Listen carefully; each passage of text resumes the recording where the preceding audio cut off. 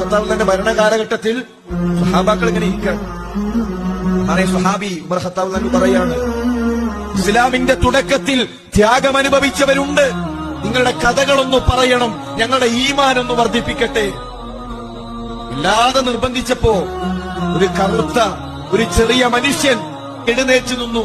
മഹാനായ ഹബ്ബാബ് റളിയല്ലാഹു തആല പുതപ്പങ്ങട്ട് മാറ്റിയിട്ട് കാണിച്ചു കൊടുത്തു.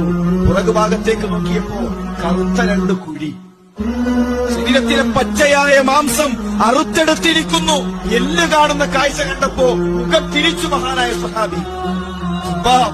എന്താണ് ഈ രംഗം? എന്താണ് താങ്കളുടെ ശരീരത്തിൽ കാണുന്നത്? പറഞ്ഞൊരു മറുപടിയുണ്ട്, എന്റെ യജമാനൻ കൊല്ലപ്പണിക്കാരനാണ്. നല്ല ആലയിലെ ചുട്ടുപൊള്ളുന്ന കല്ല് എനിക്ക് വേണ്ടി ഒരുക്കി വെക്കും. അത് തിളച്ചു മറിയുമ്പോൾ അതിലേക്ക് വലിച്ചു കിടത്തി